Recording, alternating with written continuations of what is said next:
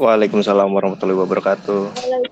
Waalaikumsalam warahmatullahi wabarakatuh. Waalaikumsalam warahmatullahi wabarakatuh. Ya, kita ketemu di Cangkruan Teknik Lautan, ya, Cangkruan KL spesial edisi Ramadan. Yang harapannya dari Cangkruan ini kita dapat satu insight, ya, satu insight yang berharga, satu insight yang saya kira tidak hanya manfaat di dunia saja, tapi juga sampai di akhirat, kan gitu kan.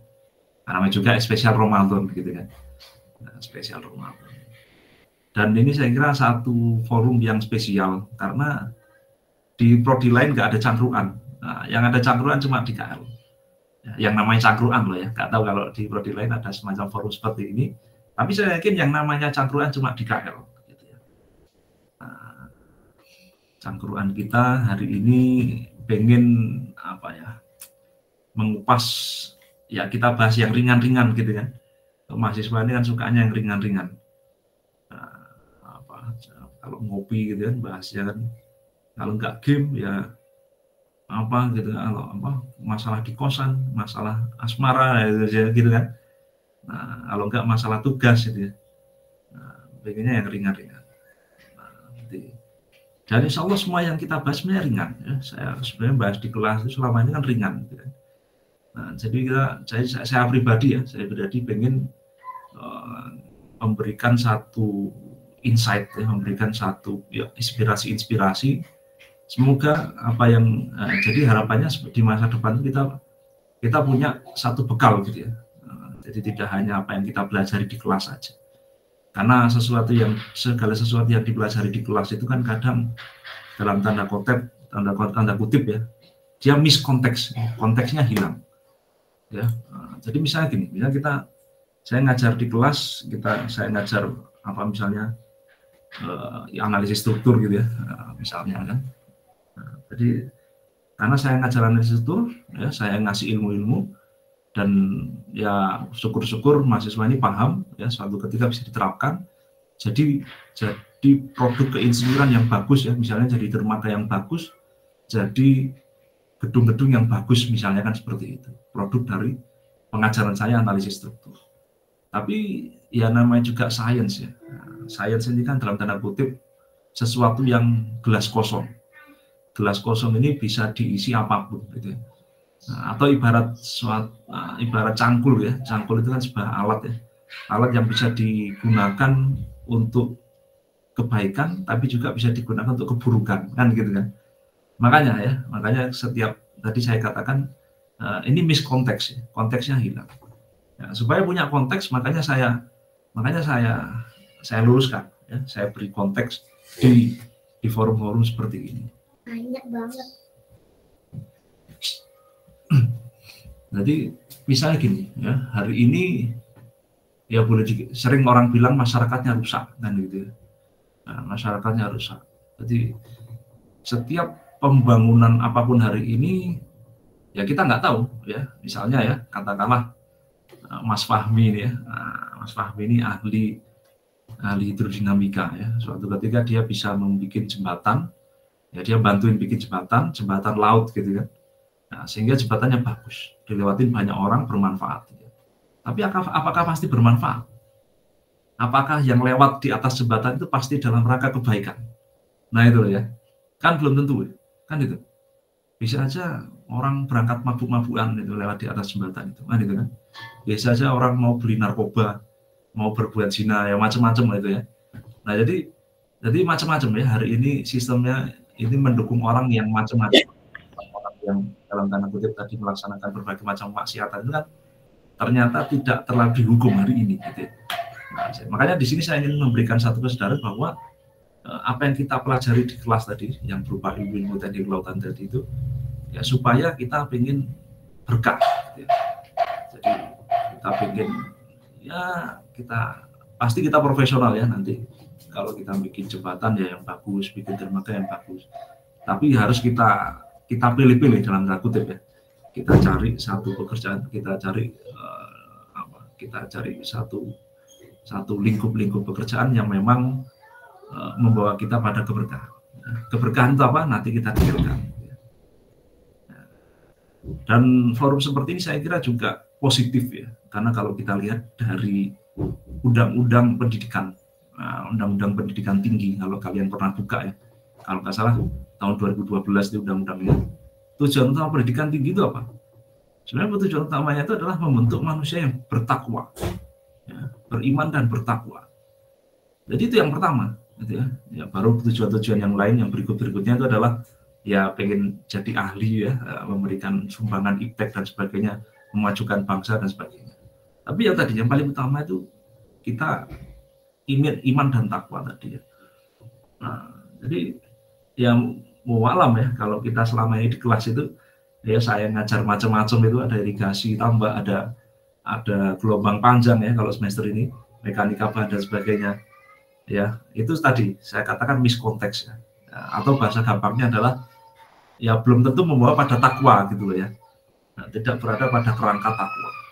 Nah, supaya kerangka takwanya itu kita lengkapi, makanya kita perlu forum-forum seperti ini. Nah, itu seperti itu. Jadi sebenarnya kalau kita belajar ya, gelombang gitu ya, belajar apapun lah, tidak hanya sains, kebumian, kelautan ya, apapun itu. Mestinya kalau di situ ada kesadaran ya, pengajarannya benar ya, pengajaran yang memang dalam tanda kutip membawa kita pada takwa, itu pasti ya dalam sisi memang berpahala, di satu sisi pasti tadi membawa kita pada takwa gitu. Jadi ketika kita membahas lautan misalnya ya, jadi lautan ini luar biasa, jadi kita membahas gelombang itu ada energi gelombang, jadi energi gelombang bisa dimanfaatkan oleh manusia gitu ya. Dari situ muncul rasa takjub ya. Nah, dari situ muncul atau mempertebal keimanan kita kan gitu kan. Nah, mestinya kan seperti itu ya. Pendidikan kan mestinya seperti itu. Ya, jadi mendukung tadi cita-cita dari undang-undang bahwa tujuan utama pendidikan tinggi adalah peningkatan takwa. Ya, mestinya forum-forum seperti ini itu lebih diintensifkan lagi, diperbanyak lagi, diduplikasi lagi gitu ya. Mestinya kan seperti itu. Ya, tapi ya walam ya, itu saya kira kebijakan yang atas ya. Nah, di KL ini kita pengen bikin ya inisiatif ya seperti ini, cangkruan seperti ini. Dan forum-forum seperti ini saya kira tadi juga positif dan penting ya. Kita jangan terlalu banyak dalam tanda kutip ya. Makanya kita perlu lengkapi tadi ya dengan bekal-bekal takwa. Nah, karena apa yang dibahas di kelas tadi itu ya tadi bisa jadi membawa kita pada hal yang positif, bisa juga pada hal negatif ya. Jadi ilmu sendiri itu tidak cukup gitu ya. Nah, jadi saya ingat satu slogan di satu SMA di Bandung itu, jadi knowledge is power but character is more gitu ya. Ada yang tahu mungkin kan. Jadi sebenarnya pengetahuan itu memang power, tapi yang lebih baik dari pengetahuan adalah karakter ya. Saya definisikan karakter adalah moral kalau saya definisikan ya agama gitu ya. Dan kita bisa tahu bahwa dulu ada orang pinter bisa bikin nuklir macam-macam, tapi apakah nuklir itu digunakan untuk kebaikan atau enggak ya, pada satu waktu pernah digunakan dalam kebaikan ya, untuk di dunia pertanian, pengobatan dan sebagainya. Pada satu waktu nuklir itu juga bisa digunakan untuk kejahatan. Nah, seperti itu ya. Jadi makanya itu ya, kita tidak ingin kita ini hanya jago ilmu di kelas, ilmu KL saja, tapi kita juga bikin jago dalam tanda kutip ya, kita juga harus faqih fiddin atau paham mengenai agama. Dan dikatakan juga kalau di Al-Quran itu kan bahwa forum-forum seperti ini ya, forum-forum yang mengingat Allah ya, itu adalah sebaik-baik perkataan. Nah, gitu ya. Wa man ahsanu qaulan mimman da'a ilallah wa amila sholih. Jadi qaulan atau perkataan yang terbaik itu adalah perkataan yang menyeru kepada Allah, menyeru kepada apa? Menyeru kepada keimanan, menyeru pada ketakwaan, menyeru pada kebaikan. Nah, jadi sekedar saya bicara di kelas itu ya, bicara apa untuk X gitu ya, persamaan matematik ya, Macban dan sebagainya itu belum tentu baik ya. Nah, kebaikannya mesti kita lengkapi dengan apa? Ya, bahwa semua yang kita pelajari nanti itu haruslah kita muarakan ya, kita channeling kita bawa, kita arahkan pada sesuatu yang bermanfaat. Nah, makanya ya, kita perlu forum-forum seperti ini, cangkruan seperti ini untuk apa? Untuk sama-sama mengingat bahwasanya kita suatu saat akan kembali kepada Allah Subhanahu wa taala. Dan inilah perkataan yang baik ya. Sekedar ngomong-ngomong di kelas ya, sekedar ilmu-ilmu KL saja itu belum tentu baik ya. Jadi yang baik yang gimana? Ya seperti ini. Ya, suatu perkataan atau qaulan da'a ilallah ya, perkataan-perkataan yang saling mengingatkan dalam hal kebaikan, dalam hal ketakwaan, itu tidak, itu adalah perkataan yang terbaik. Nah, itu ya. Nah, jadi ya memang cangkruan ya atau ngopi-ngopi sambil guyon ya boleh-boleh saja ya, tapi semua ada kadarnya, ada batasnya. Nah, dan cangkruan ini saya kira juga penting ya. Karena di cangkruan ini kan kita berpikir. Nah, itu ya. Kita ya tadi saya katakan ya, bahwasanya di cangkruan ini kita berpikir, kita merenung, kita bertukar pikiran juga ya, berdialektika gitu ya. Kalau bahasanya orang yang ke kiri-kiri kan berdialektika gitu. Karena apa? Karena banyak sekali anjuran-anjuran di Al-Qur'an, di As-Sunnah, termasuk juga perkataan ulama bahwa berpikir itu memang baik sekali. Dan bahkan lebih baik daripada ibadah satu malam. Gitu. Itu berpikir. Jadi kalau kata Paman Nabi Ibnu Abbas ya pasti Ibnu Abbas ini orang yang faqih fiddin atau paham dalam hal agama. Beliau berkata bahwa tafakkaru sa'atan khairun min qiyamil lailatin. Jadi berpikir sesaat itu lebih baik dari ibadah satu malam. Nah, tapi tentunya berpikir yang positif ya, berpikir yang seperti ini ya, kita mengingat kembali penciptaan kita, mengingat kembali tujuan kita hidup di dunia gitu ya. Nah, itu saya kira berpikir yang positif, berpikir yang semakin mempertebal keimanan kita. Jadi penting. Nah, apalagi Ramadan ya, apalagi volumenya Ramadan, setiap amal dilipat gandakan. Dan tadi kita pengen amalnya maksimal ya, amalnya maksimal itu saya kira tidak cuma yang ada takbiratul ihram, rukuk gitu ya. Dan memang itu bagus ya, memang positif, bagus, apalagi kalau sholat wajib gitu ya. Tapi saya kira kita perlu ya 1 kali 2 kali dalam satu hari ini untuk tafakkur ya, untuk berpikir mengenai diri kita, asal usul kita dan apa tujuan kita hidup di dunia. Gitu ya. Oke, ya, pasti setiap orang yang di sini pasti pengen sukses ya. Tidak hanya kalian, termasuk juga saya, ya, pasti berangan-angan untuk sukses. Cuman bedanya kalau kalian asumsi jalan di depan kalian masih panjang, gitu kan? Apa yang kemarin dalam diri kalian tuh lebih sedikit daripada diri saya, ya. Sedangkan juga sebaliknya, apa yang besok ya bagi diri kalian tuh pasti lebih besar dibanding apa yang besok bagi diri saya, gitu ya. Ya, jadi karena saya mungkin sudah usianya 30-an gitu kan, kalian masih mungkin ada yang 18, masih ada yang 20 gitu ya.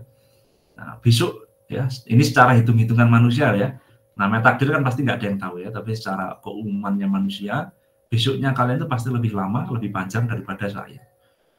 Tapi semuanya pasti pengen sukses. Even saya sekalipun, even kalau di sini ada Pak Satrio sekalipun yang lebih tua dari saya atau mungkin Prof Dede gitu ya, pasti pengen sukses kan, pasti seperti itu. Nah, dan seringkali sukses itu memang didefinisikan ya kita dalam tanda kutip hidup mulia gitu ya. Di dunia ini kan kita pengen hidup mulia, pengen ya cukup ya. Memang harta tidak harus banyak, tapi kan cukup mengejar cita-cita kita gitu ya, bisa tercapai cita-cita kita, entah itu dalam hal keinsinyuran atau dalam hal apapun ya, pencapaian harta dan sebagainya, dan pengennya seperti itu. Nah, saya melihat ada perbedaan gitu ya, antara mahasiswa di kampus-kampus yang sudah lama gitu ya, bahasanya mungkin seperti itu ya, dengan kampus-kampus yang masih baru ya. Kalau persamaannya pasti sama-sama pengen sukses, seperti yang saya katakan ya, semuanya pasti pengen sukses. Nah, cuman perbedaannya antara ya bolehlah sebut ITB ya, ITB sama ITERA gitu ya. Saya melihat di mahasiswa-mahasiswa di ITERA ini walaupun sama-sama pengen sukses ya, seperti halnya mahasiswa-mahasiswa ITB. Nah, cuman motivasinya itu seringkali tidak bertahan lama. Nah, saya lihat seperti itu. ya. Jadi pemikiran bahwa hari ini kita harus berkorban, ya. Jadi motivasi itu kan sesuatu yang bisa membuat kita bertahan. Bertahan dalam apa? Dalam hal usaha. Usaha apa? Usaha menyiapkan masa depan. Ya. Jadi ada perbedaan di situ antara mahasiswa ITB dengan mahasiswa ITERA. Nah, jadi kalau boleh saya bilang sebenarnya sukses itu kan kalau kita mau menyiapkan diri kita untuk sukses itu kan sebenarnya mengorbankan apa yang kita miliki hari ini, ya, supaya kita bisa meraih apa yang di masa depan. Ya. Kan cerdas kan seperti itu ya. Ya, bahasa gampangnya kita investasi gitu ya. Kita pengen apa yang hari ini kita korbankan. Kita punya macam-macam hari ini kita korbankan, kita korbankan supaya kita dapat sesuatu di masa depan. Nah, anak-anak ITB itu lebih mudah mengorbankan apa yang dia miliki hari ini. Nah, yang ITERA ini bawa alam ya. Saya kira ya semoga mungkin di sini mungkin ada yang masih kurang dalam hal itu ya. Saya doakan semoga bisa cepat berubah gitu ya. Tapi saya kira tadi ya, beberapa anak-anak yang memang niat untuk menyiapkan masa depan itu ya tadi ya kalau boleh saya bahasakan ulang dengan bahasa yang lebih simpel adalah mereka lebih mudah untuk mengorbankan apa yang mereka miliki hari ini supaya mereka sukses di masa depan. Nah, ini kita belum bicara sukses dalam arti yang lebih luas ya. Kadang kan orang bisa mengartikan sukses itu tidak hanya di dunia tapi juga akhirat, ya itu monggo gitu ya, itu oke ya. Tapi di sini kita masih bicara sukses dalam arti sempitnya manusia ya, supaya bahasanya dalam tanda kutip jadi lebih ringan dulu gitu ya. Nah, cuman tadi ya, jadi soal mengejar cita-cita tadi itu ya ternyata tidak sama antara setiap orang. Ada orang-orang yang lebih mudah untuk mengorbankan apa yang dimiliki hari ini, ya ada orang yang cenderung sulit untuk mengorbankan apa yang dimiliki hari ini. Nah, untuk kalian-kalian yang dalam tanda kutip masih muda ini ya, yang besoknya itu masih panjang gitu ya. Nah, sebenarnya apa sih yang kita miliki hari ini? Yang nilainya masih sangat besar, yang layak tadi ya untuk diinvestasikan, untuk dikorbankan. Sebenarnya apa? Ya, saya sering sampaikan, ya ini waktu, itu kan, waktu itu boleh saya bilang sebagai wujud investasi yang paling menguntungkan, ya, terutama bagi kita yang masih muda. Ya kita mau apa lagi, di dompet kita paling isinya uang bergambar pemandangan itu kan, pulau-pulau gitu. Yang merahnya merah yang agak coklat gitu kan, belum merah muda gitu ya. Ya, mau mengorbankan apa gitu ya. Ya kalau kita masih muda ya adanya waktu. Jadi waktu ini bagi kita anak muda adalah investasi yang paling menguntungkan. Jadi kita cukup menyediakan waktu sekian, 1 jam kita di waktu malam misalnya untuk mengulas kembali materi ya, supaya lebih paham gitu ya. Itu berkorban ya. 1 jam 2 jam atau mungkin waktu subuh ya. Karena waktu subuh itu waktu belajar yang efektif. Ya, sekedar tip dari saya, coba luangkan waktunya waktu subuh. Nah, tapi kalau kita pikir-pikir, kalau nggak kita korbankan waktu itu terus kita mau apa? Ya. Yang kita korbankan itu apa lagi untuk masa depan? Kan nggak ada lagi. Kalau kita pikir-pikir ya, kita semuanya pengen sukses ya. Nah, setiap kesuksesan pasti butuh pengorbanan. Dan tadi saya katakan ketika kita muda, kita korbankan waktu kita. Karena kita punyanya cuma waktu. Nah, karena kita punya waktu itulah, makanya kita korbankan waktu dengan wujudnya apa? Dengan wujud tadi. Kita tunda berbagai kenikmatan hari ini, kita tukar dengan usaha-usaha ya, supaya kita dapat kesuksesan di masa depan. Ya, jadi kita menukar waktu kita. Dan makanya hari ini menjadi semakin kompleks ya. Usaha untuk mencapai kesuksesan ini, ya, usaha untuk mencapai cita-cita kita hari ini semakin kompleks. Kenapa? Karena hari ini penuh dengan disrupsi, ya, penuh dengan gratifikasi. Ya, mungkin ngerti ya maksudnya ya.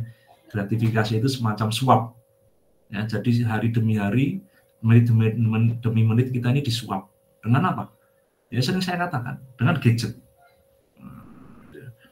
Kalau orang dulu ya, seperti zaman saya dulu itu, ya dulu nggak belajar kenapa? Ya karena mungkin organisasi gitu ya. Ya itu masih positif lah ya. Nggak belajar kenapa? Ya mungkin main bola, main futsal. Ya oke lah, kalau nggak sering-sering masih oke lah. Atau dulu main game dulu waktu zaman saya, zamannya Dota gitu ya. Belum banyak Ya waktu saya kuliah itu bahkan masih pakai SMS, BlackBerry gitu ya. Baru Android itu akhir semester ya, akhir masa S1 Android. Ya, baru Android kemudian berkembang, ada WhatsApp, ada aplikasi-aplikasi gitu ya.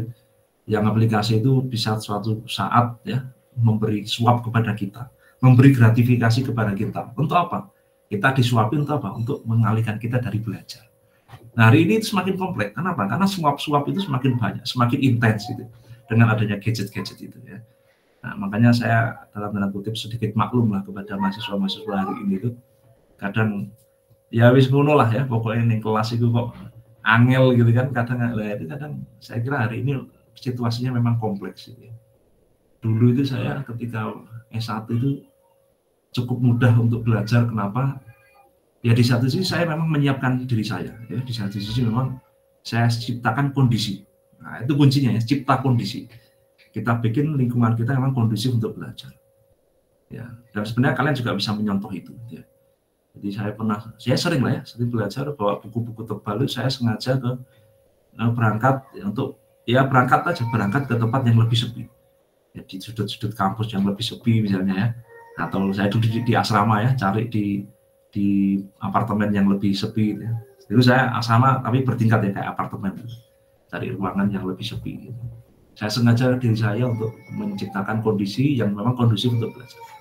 Dan waktu belajar nggak usah bawa HP ya, tidak usah bawa gadget-gadget yang bisa suatu ketika memberi gratifikasi kepada kita.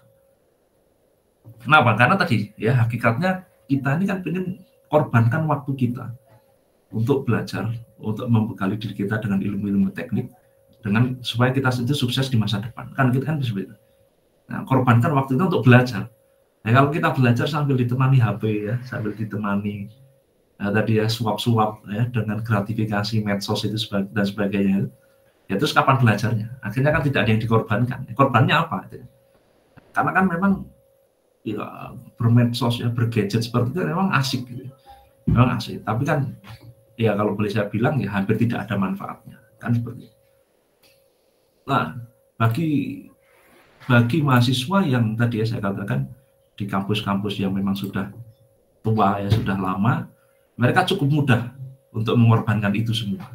Ya, mereka cukup mudah untuk menukar kenikmatan hari ini, kenikmatan berupa rebahan itu, berupa main HP, berupa main-main dan sebagainya itu, mereka cukup mudah untuk menukar itu semua untuk ditukar dengan kesuksesan di masa depan. Ya. Itu yang saya lihat fenomenanya. Ya. Jadi hari ini kalau kalian merasa sulit ya untuk kadang ya orang bilang wah saya kena penyakit malas gitu kan, kayaknya sulit untuk merubah diri saya deh. Padahal sebenarnya saya katakan malas itu sebenarnya bukan penyakit ya. Malas itu sebenarnya nggak ada obatnya.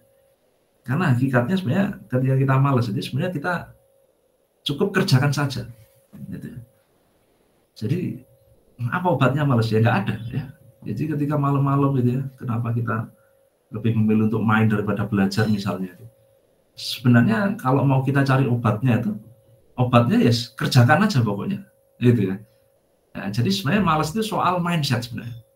Nah kita mau nggak malam itu kita pengen korbankan waktu kita sehingga kita belajar, paham dengan materi kuliah sehingga bermanfaat untuk masa depan kita, itu kita mau nggak?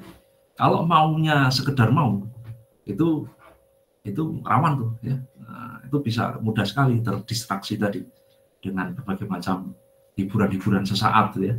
Nah, kalau boleh saya katakan itu istilahnya instant gratification ya. Nah, suap yang instan. Karena saat itu juga kita baca, kita lihat atau kita buka HP kita, saat itu juga kita langsung seneng gitu kan. Nah, jadi istilahnya kita menunda kesenangan kita yang sesaat itu, kita tunda, kita simpen ya, kita buang atau kita tunda lah ya istilahnya. Ya, kita tukar dengan kesuksesan di masa depan.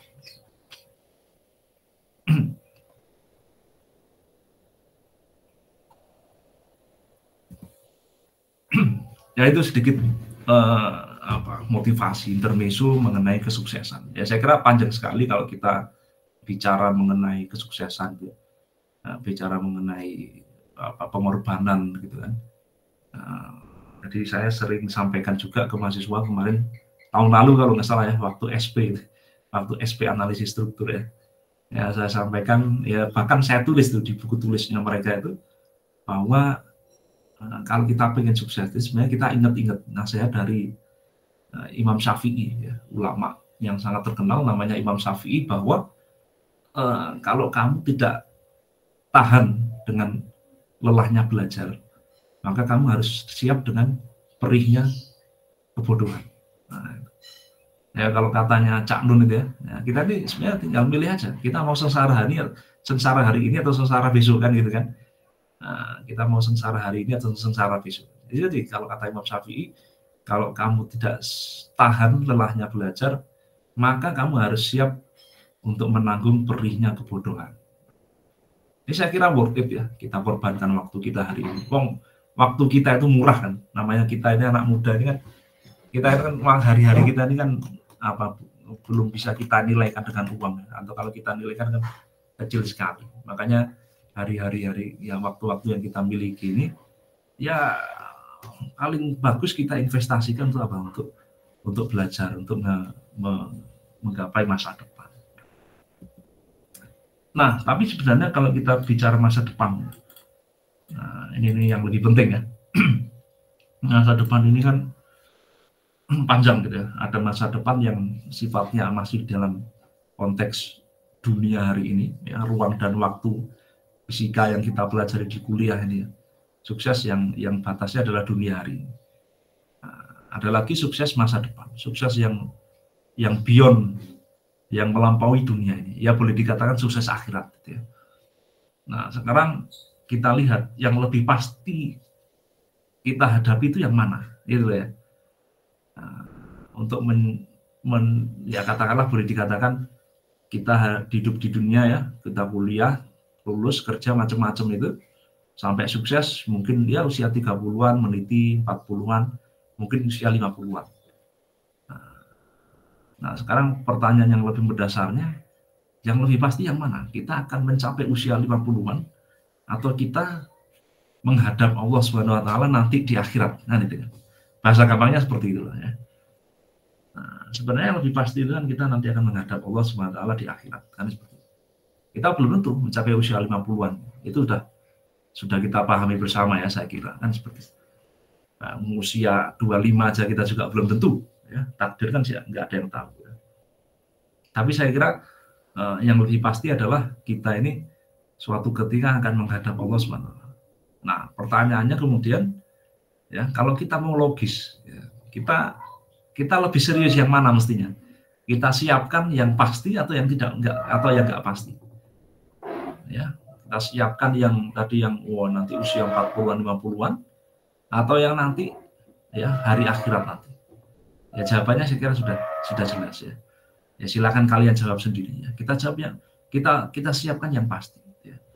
Nah, jadi ya ini namanya juga momennya Ramadan ya. Saya saling mengingatkan kepada semuanya.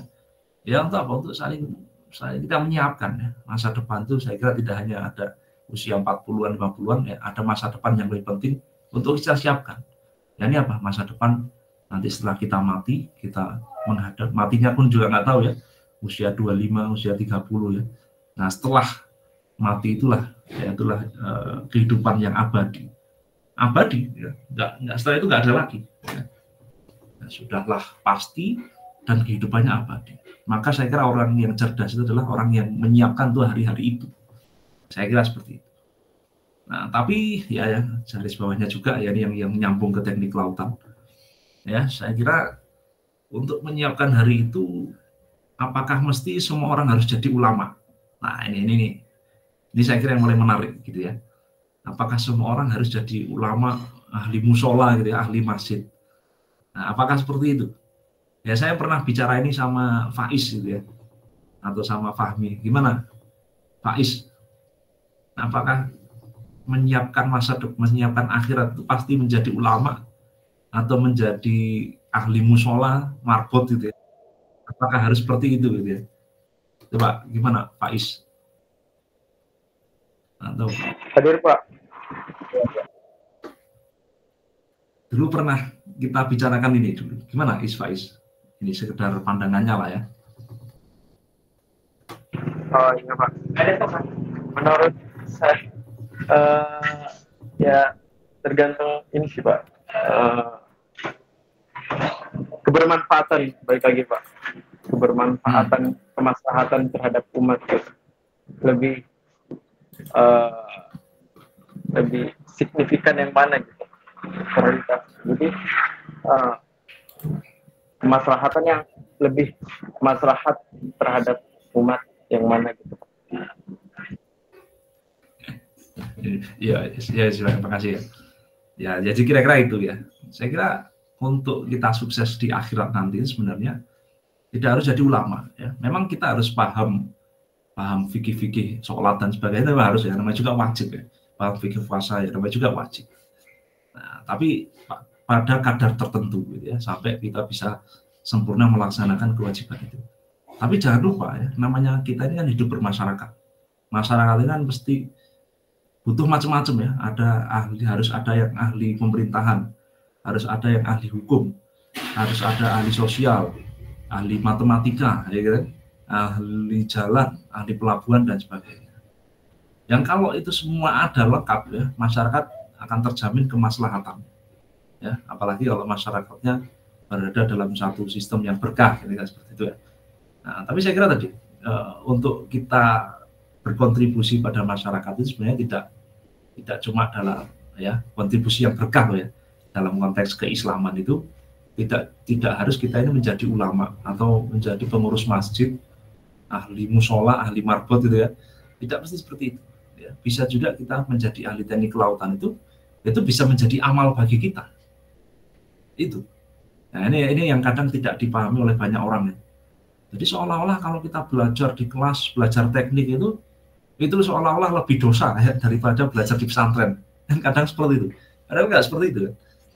Jadi kalau kita belajar teknik serius ya, ilmu kita beneran kita pahami, nanti kita pakai, kemudian jadi produk yang bermanfaat untuk masyarakat. Itu kan amal juga. Kan itu amal juga. Ya. Nah, jadi kita ingat kisah dulu ada sahabat Rasul ya, yang terkenal ya. Dia memang menguasai teknologi. Dia keimanannya luar biasa. Awalnya adalah seorang syirik ya, menyembah api. Nggak tahu, saya lupa. Dia berasal dari Persia ya. Namanya Salman Al-Farisi. Ya, Faris itu Persia maksudnya.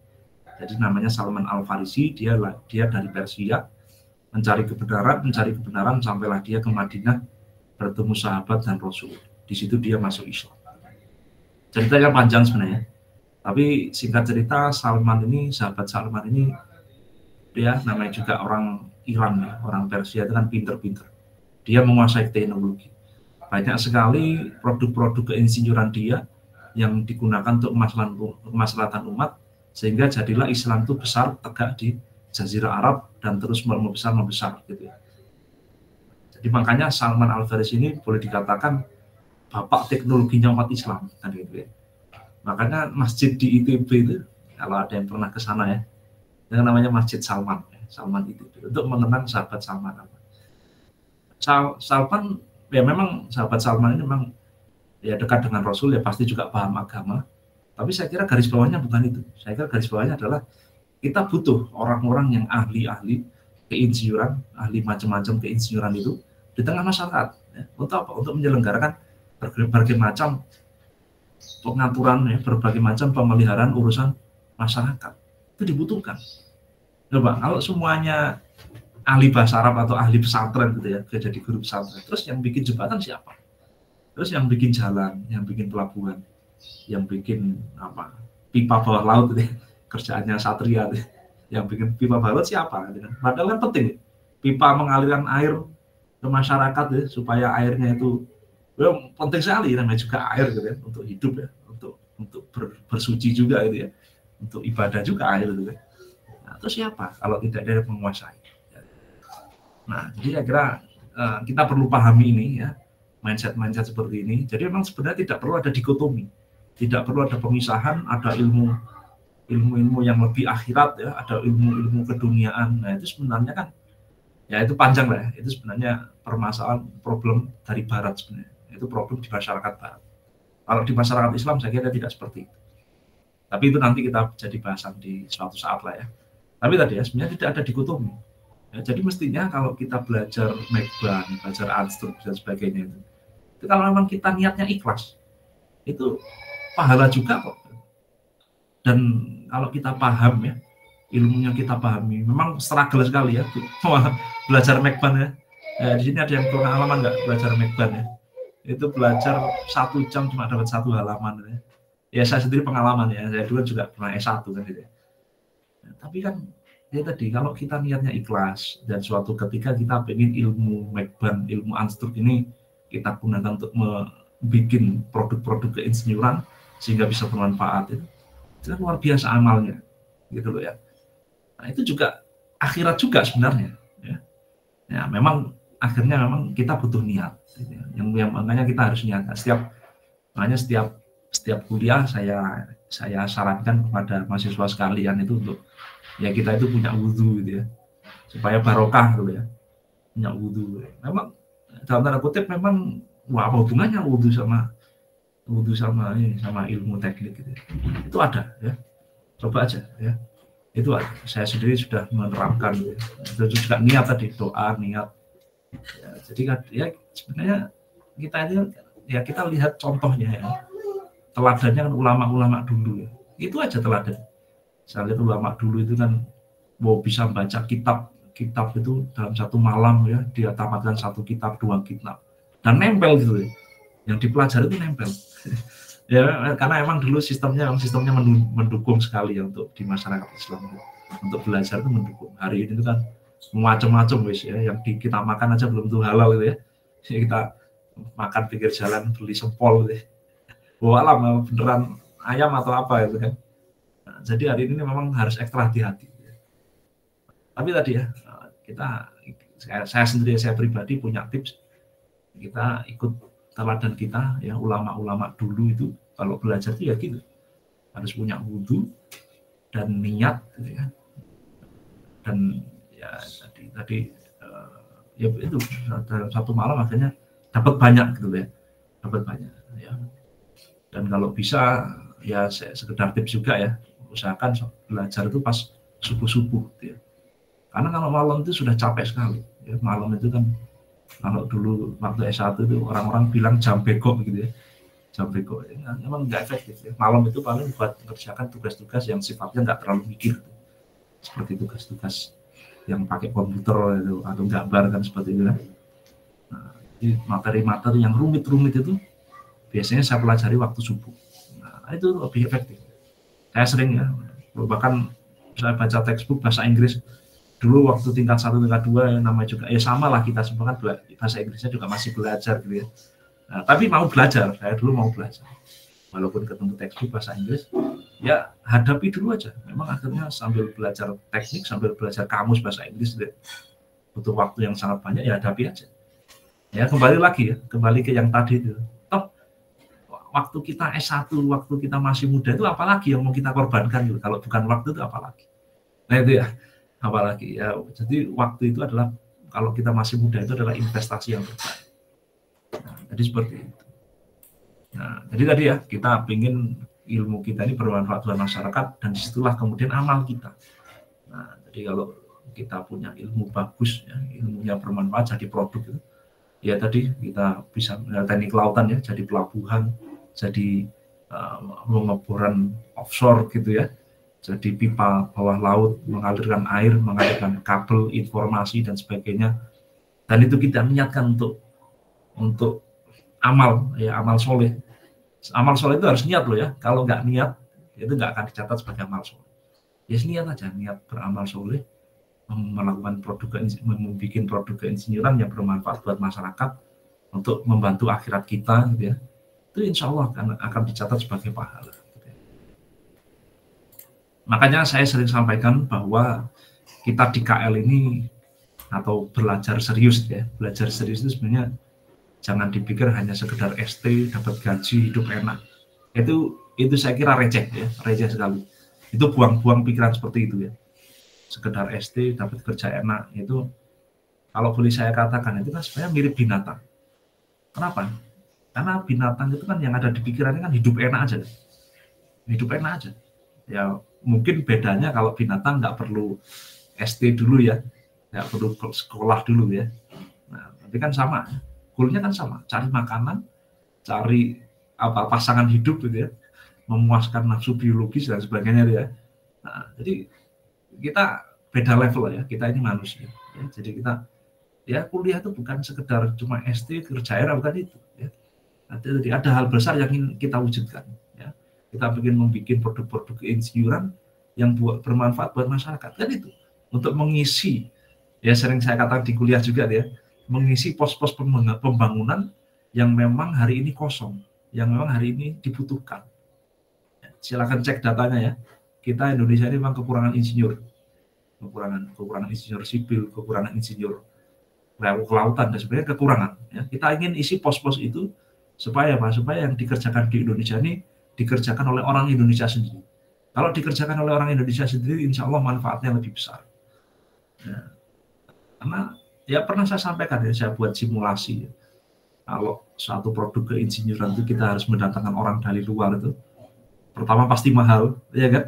Mahal banget orang itu, jual mahal mereka, dan kita nggak punya daya tawar gitu ya. Yang kedua, produknya pun juga sebenarnya mirip-mirip, ya nggak terlalu bagus juga. Gitu.